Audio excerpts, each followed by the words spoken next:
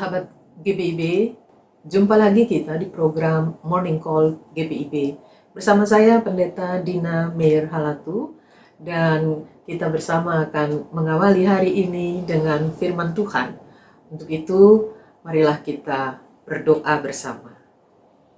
Tuhan, kami akan menjalani hidup kami hari ini. Kami mohon karuniakanlah kami firman-Mu yang menuntun pikiran dan hati kami dalam menjalani aktivitas kami sepanjang hari ini.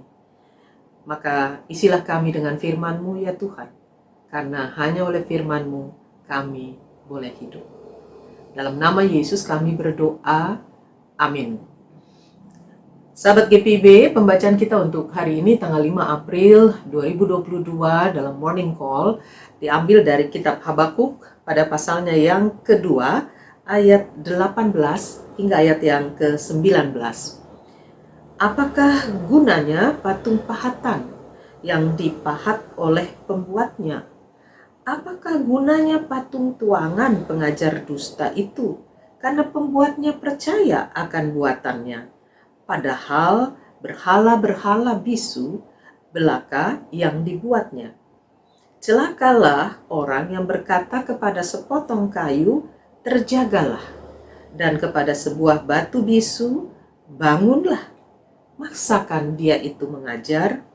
Memang ia bersalutkan emas dan perak, tetapi roh tidak ada sama sekali di dalamnya. Demikianlah bagian firman Tuhan pagi ini. Biarlah kita semua berbahagia karena firman Tuhan diberitakan. Sahabat GPIB yang dikasihi Tuhan, bagian ayat yang ke-19 dari pembacaan kita mengatakan, khususnya pada bagian akhir, memang ia bersalutkan emas dan perak, tetapi roh tidak ada sama sekali di dalamnya. Apa yang dibuat oleh manusia dan kemudian disembah, sebaik apapun, semewah, atau seluar biasa apapun, dia hanyalah buatan tangan manusia. Dia hanyalah sebuah ciptaan dari manusia. Dan manusia yang menciptakan itu punya keterbatasan. Manusia yang membentuk dan membuat sesuatu untuk disembah itu punya keterbatasan. Dia tidak punya roh, kata firman Tuhan. Artinya apa yang dibuat itu adalah sesuatu yang mati. Dan kalau orang berharap bersandar pada sesuatu yang mati, apakah gunanya? Tidak ada gunanya. Maka yang akan menentukan kehidupan seseorang itu bukan lagi sesuatu yang menghidupkan dan yang punya arah yang jelas, tetapi sesuatu yang justru mematikan, sesuatu yang tidak mampu untuk membuat manusia menjadi lebih berarti. Saudara-saudaraku yang terkasih, ini adalah bagian dari dialog yang muncul dari Nabi Habakuk dengan Tuhan. Melihat apa yang terjadi di sekitar kehidupan orang percaya, maka wajar ketika hidup tidak berjalan sesuai dengan apa yang dimaui, dengan apa yang diharapkan, orang tentu akan bertanya, kalau saya sudah hidup baik, kalau saya sudah hidup sesuai dengan kehendak Tuhan, mengapa justru saya mengalami ketidakadilan? Mengapa saya justru diperhadapkan dengan situasi di mana orang yang tidak baik, orang yang hidupnya tidak juga lebih baik dari saya, dia jauh lebih sukses. Dia jauh lebih mumpuni hidupnya. Dia punya segala-galanya. Tapi mengapa tidak dengan saya? Dan menurut saya, sahabat GPIB, ini adalah pertanyaan yang juga kita mungkin akan ajukan kepada Tuhan.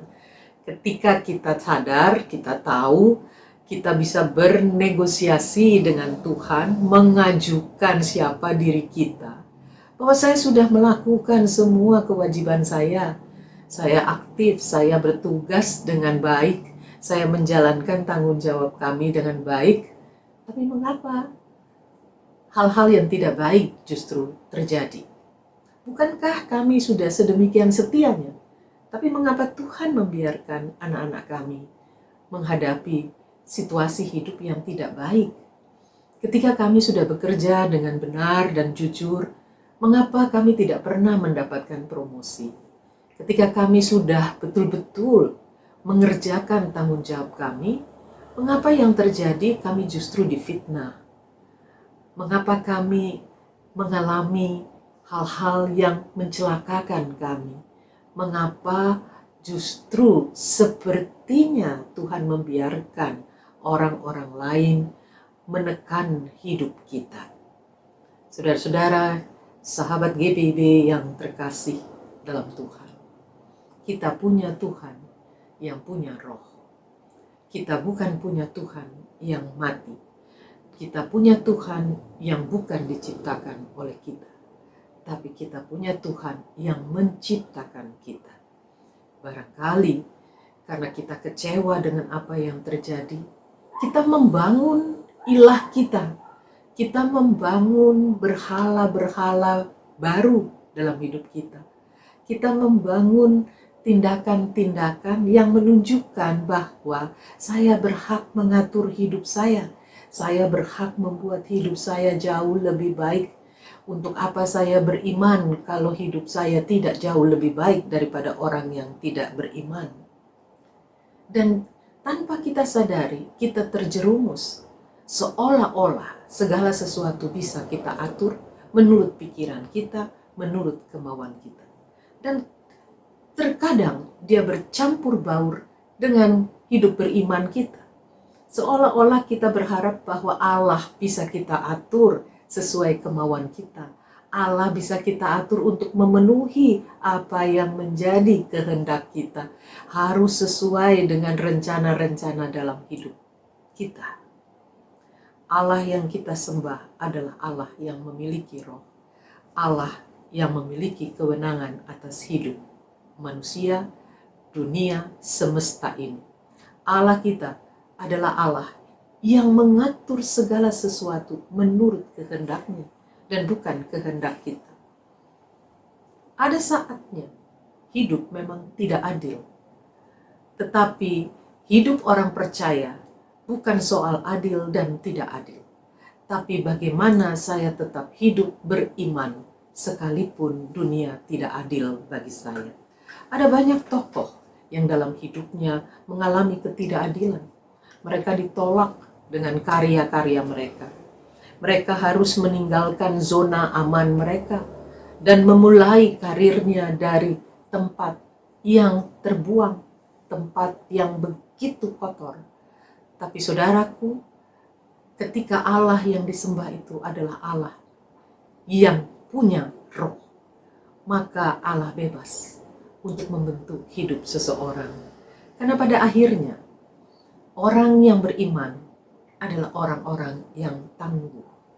Hari ini kita akan bekerja, kita akan beraktivitas di rumah maupun di luar rumah. Bahkan kita juga sudah siap dengan pelayanan sepanjang pekan ini. Apa yang menjadi modal kita? Apa yang saudara punya untuk menjadi pegangan kekuatan saudara? Bukan apa yang saudara buat. Bukan apa yang saudara pikirkan. Bukan apa yang saudara kehendaki. Bukan itu yang harus jadi pegangan kita. Tapi yang harus jadi pegangan kita adalah apa yang Allah kehendaki. Apa yang Allah pikirkan tentang hidup saya. Dan apa yang Allah rancangkan bagi hidup saya. Karena pada akhirnya, saudara-saudara sekalian, orang-orang yang benar adalah orang yang hidup oleh percayanya. Dan orang yang hidup oleh percayanya kepada Allah yang hidup, dia adalah orang-orang yang tangguh. Karena itu seperti doa dari Nabi Habakuk pada pasal 3 ayat 17 dan seterusnya mengatakan, sekalipun pohon ara tidak berbunga, pohon anggur tidak berbuah, hasil pohon zaitun mengecewakan. Sekalipun ladang-ladang tidak menghasilkan bahan makanan, kambing domba terhalau dari kurungan, dan tidak ada lembu sapi dalam kandang. Namun aku akan bersorak-sorak di dalam Tuhan, beria-ria di dalam Allah yang menyelamatkan aku. Allah Tuhanku, itulah itu kekuatanku. Ia membuat kakiku seperti kaki rusa. Ia membiarkan aku berjejak di bukit-bukitku. Saudara-saudaraku, sahabat GPIB, mari jalani hari ini menjadi pribadi-pribadi yang tangguh, yang tahu sekalipun hidup tidak mudah, sekalipun situasi kita tidak menyenangkan, bahkan sekalipun kita mengalami ketidakadilan, ingatlah, orang yang benar hidup oleh imannya.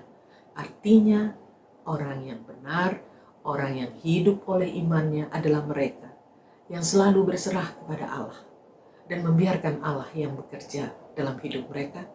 Dan orang-orang yang seperti ini adalah orang-orang yang selalu bersyukur atas apapun yang dia jalani dalam hidup ini. Teruslah menjadi pribadi-pribadi yang tangguh, pribadi-pribadi yang selalu bersyukur.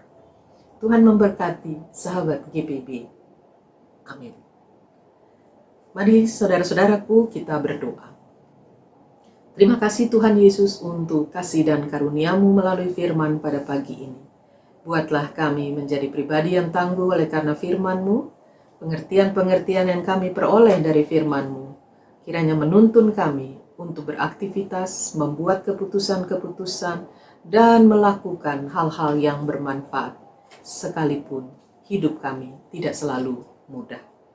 Kami serahkan seluruh aktivitas kami pada pagi ini, hingga pada jelang kami mengakhiri hari ini, hanya dalam kuasa Tuhan. Engkau yang sungguh menuntun dan menyertai kami. Inilah doa kami dalam nama Yesus. Kami naikkan. Amin. Sahabat GPIB, lanjutkanlah kehidupan saudara, tetaplah hidup dengan memperhatikan protokol kesehatan, dan tetap tangguh. Tuhan memberkati.